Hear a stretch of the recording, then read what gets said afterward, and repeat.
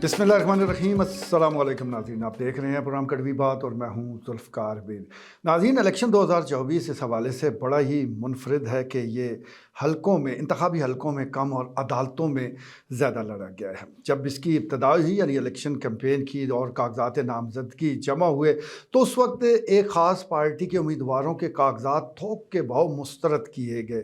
फिर उस वक्त से ये मामलात अदालतों में ही चल रहे हैं। किसी को इलेक्शन ट्रिब्यूनल से रिलीफ मिला, किसी की हाई कोर्ट में जाके सुनी गई और किसी को सुप्रीम कोर्ट ने रिलीफ फराम किया। तो ये सिलसिला इलेक्शन से पहले शुरू हुआ, फिर खुदा खुदा करके इलेक्शन आए, इलेक्शन का दिन गुजर गया, नतायज जैसे ही आए उसके बाद एक शोर शराबा शुरू हो गया और इस पर एहतजाज भी हुआ, इस पर आवाज़ें भी बुलंद की गई। सब ने जो उम्मीदवार हैं पाकिस्तान तहरीक इंसाफ के हमायत याफ्ता, उन्होंने एक ज़बान होकर कहा कि धांधली होगी है, धांधली होगी है, उनको हरवाया गया। ख़ास तौर पर जो हारे उन्होंने तो आवाज़ को बुलंद भी किया। इसी तरह सिर्फ पाकिस्तान तहरीक इंसाफ ही नहीं, मुतअद्दिद और सियासी जमातें भी हैं जो ये इल्ज़ाम लगा रही हैं कि ये इंतखाबात दुरुस्त नहीं हुए, इसमें धांधली हुई है। यानी हारने वाले तो अपनी जगह, जीतने वाले भी इल्ज़ामात आयद कर रहे हैं। बहरहाल इस वक्त की जो सूरत हाल है कि इलेक्शन के बाद अब ये सारे मामलात अदालतों में हैं।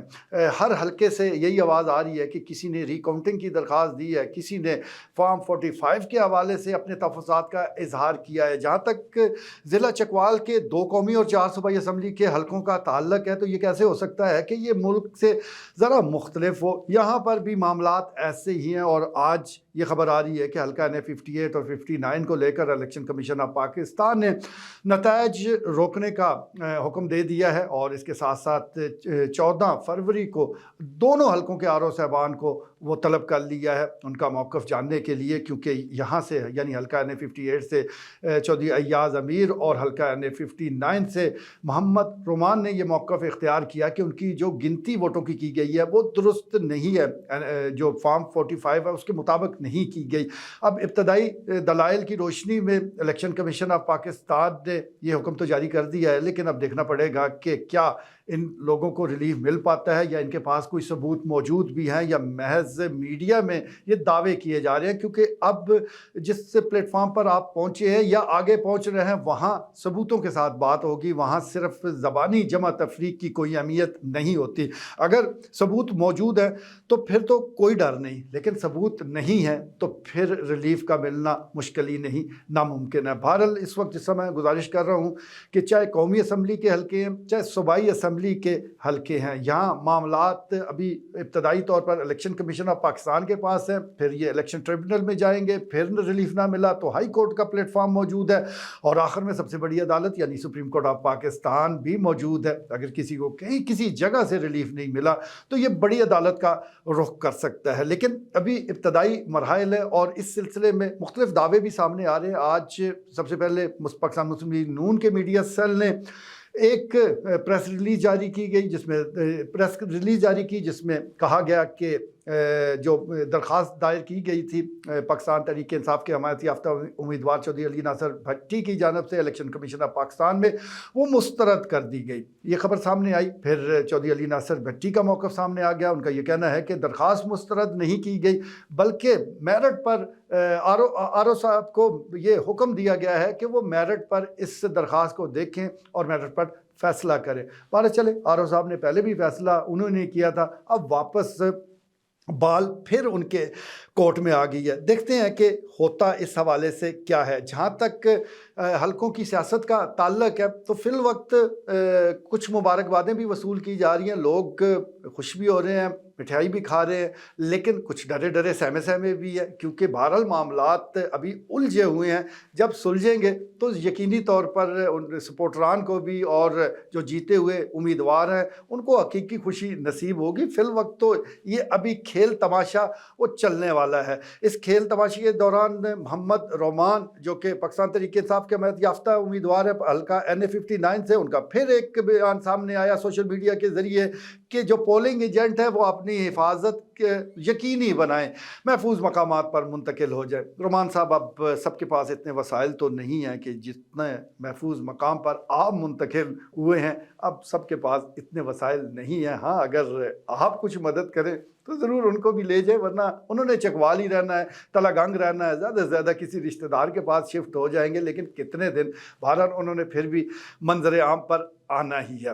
इसी तरह ये सारी सूरत हाल चल रही है और लोग दावा भी कर रहे हैं, एक तरफ से कहा जा रहा है यानी जो तरीके इंसाफ के सपोर्टर्स हैं कि बहुत बड़ी धांधली होगी, और दूसरी तरफ से नून लीग के जो सपोर्टर्स हैं वो कहते हैं कि ऐन जो इंसाफ हुआ है और सही मानों में उनकी जीत हुई है, वो तमाम हलकों से जीते हैं। लेकिन ये सारी बहस तो चलती रहेगी, इसका फैसला यकीनी तौर पर मुख्तलिफ जो प्लेटफार्म है, कानूनी प्लेटफार्म है, वहाँ से आ जाएगा। हैरत अब भी सबको हो रही है, वो है सरदार जुल्फ़िकार खान दुल्ला, कहाँ से वोट आ गए 74,300। ये मुझे या लोगों को हैरत नहीं है, बल्कि उनके जो सपोर्टर्स हैं वो भी सहाफ़ियों को रोक रोक कर एक ही सवाल करते हैं कि आप ही बताइए ये 74,300 वोट हमें कहाँ से मिले।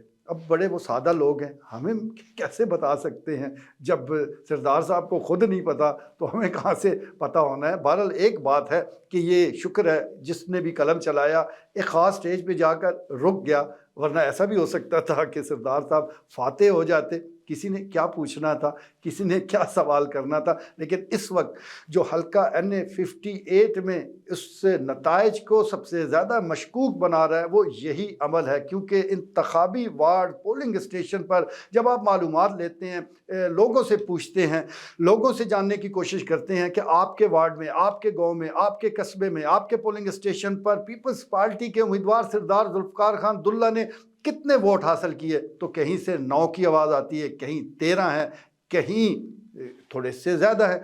डंडोत और दुल्ला का ये 2 हल्का जात है जहाँ कुछ काबिल ज़िक्र वोट ज़रूर मौजूद है, बाकी हर जगह पर कहीं 50 है, कहीं 10 है, कहीं 20 है। यही गिनती, यही आवाज़ा आपको सुनाई देगा। ये सारे इकट्ठे कर ले, फिर इसको ज़रब तकसीम करते रहे, 74,300 नहीं बनते। बस ये चीज़ इस पूरे इलेक्शन के अमल को हल्का NA 58 में वो मशकूक बना रही है। इसका जवाब कहाँ से आएगा?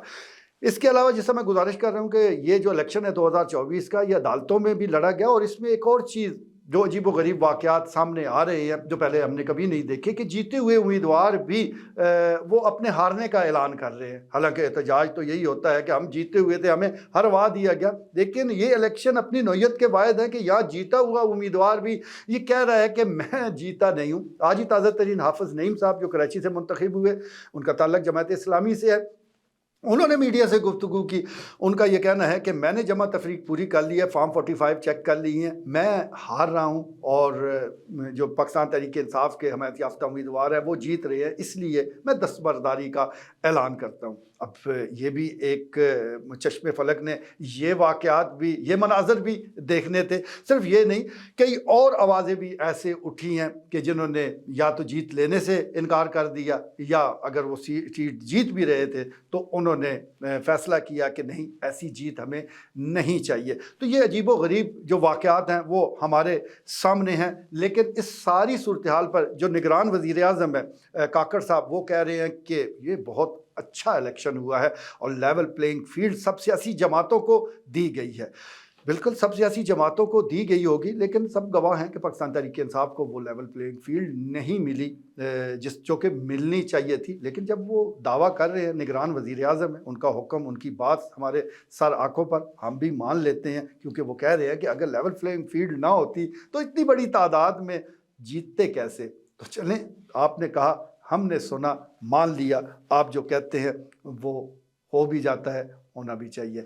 इसके साथ साथ एक चीज़ और भी अब हो रही है, अब मुख्तलिफ सियासी जमातों के जो कायदीन हैं वो ज़िम्मेदारियाँ कबूल करते हुए मुस्तफ़ी भी हो रहे हैं। ख़ास तौर पर सबसे पहले इस्तीफ़ा जो इस्तेहकाम पाकिस्तान पार्टी के चेयरमैन हैं जहांगीर तरीन साहब, जो 2 हल्कों में शिकस्त खा गए थे, उन्होंने ना सिर्फ ये कि चेयरमैनशिप छोड़ दी, बल्कि सियासत से हमेशा के लिए लातलकी का ऐलान कर दिया, सियासत छोड़ने का ही ऐलान कर दिया है। कुछ ज़्यादा ही दिल पर ले गए हैं। हालांकि सियासी लोगों को फतह और शिकस्त मिलती रहती है, ये उनके लिए मामूल की बात होती है। कभी वो हारते हैं, कभी वो फिर जीतते हैं, फिर हारते हैं, ये सिलसिला चलता रहता है। लेकिन तरीन साहब को लगा कि शायद उन्हें उनकी इलेक्शन कैंपेन या उनकी जो अवाम राब्ता मुहिम है वो सही तरह से चल नहीं पाई, या वो सियासत में कोई मिसफिट है, इसलिए उन्होंने भी सियासत छोड़ने का اعلان کر دیا۔ اس کے ساتھ ساتھ جماعت اسلامی کے امیر جناب سراج الحق نے بھی جو جماعت اسلامی کے سربراہ کی حیثیت سے استعفیٰ دے دیا۔ ان کا یہ کہنا ہے کہ وہ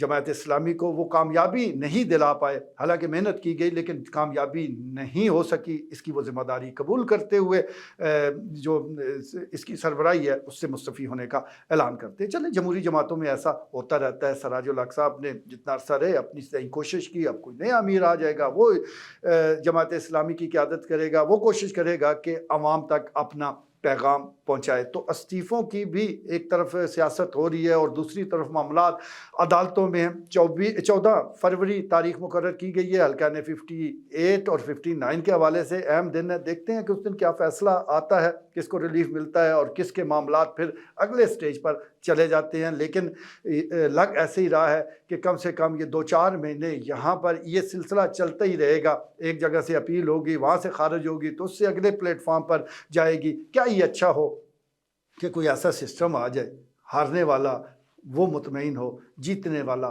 حقیقی خوش ہو؟ اللہ کرے ایسا کوئی نظام ہمیں بھی نصیب ہو جائے۔ آج کے لیے اتنا ہی، اجازت دیجیے، اللہ نے